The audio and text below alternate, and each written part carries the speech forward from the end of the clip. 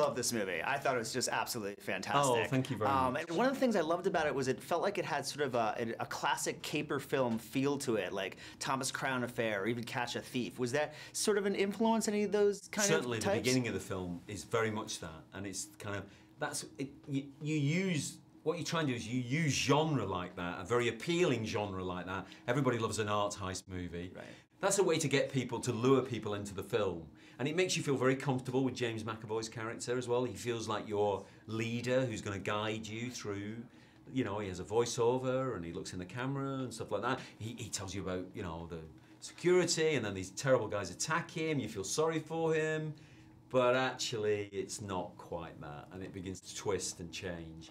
And as the characters twist and change, the genre of the film begins to twist and change. And you leave behind that slight caperish element at the beginning, and it becomes darker and more psychological as a film. Yeah, it definitely twisted in a direction I didn't expect, which I loved, and that was great to see as well. Another thing I liked about the movie a lot was the fact that it felt like Rosario Dawson's character, Elizabeth, was just as strong in the plot as the male characters. Yes. Which you don't see a lot in cinema. Was that an important aspect for you to put into the film? It was. I realised a couple of years ago that I'd never made a film.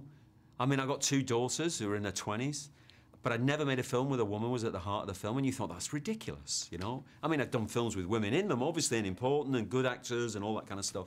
But we wanted to make a film with a woman. Eventually, when you get to the end of the movie, you realise she's absolutely at the centre of the film. She's the engine room of the film. And it was lovely to be able to do that. And to get an actress like Rosario Dawson to play it, who I think is capable of that kind of command, but maybe has not had the parts that, you know, it's hard for the girls. There aren't that number of parts around like this, you know, where they can get to try and run a film, you know. Absolutely, she's great in it. Yeah, good. She's great. I also wanted to ask you, because there's definitely some graphic nudity in the movie. Yes. And I was curious, because it's got an R rating, was it difficult to get that from the MPAA?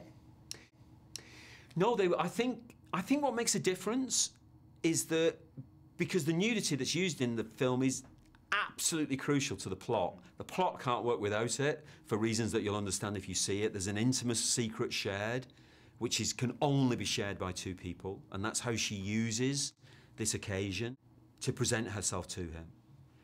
And I think it's when it's gratuitous that, yeah, I think you would struggle. But it's obviously, anybody who watches the whole film thinks that's absolutely, and that's the reason she agreed to do it, obviously, because it's part of the plot of the film. It's not just a gratuitous, you know, view of a beautiful woman.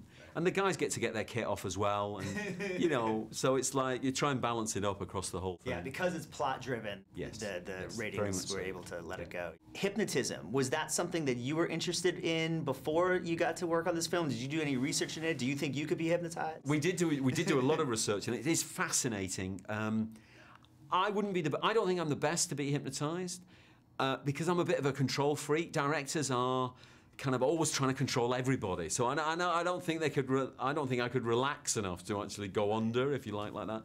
But we did find out some amazing stuff about it, and I mean, the main thing you learn, of course, is that you realise all films are hypnotic trances. From the simplest rom-com to the darkest nightmare film, they're all hypnotic trances. They're illusions that you believe.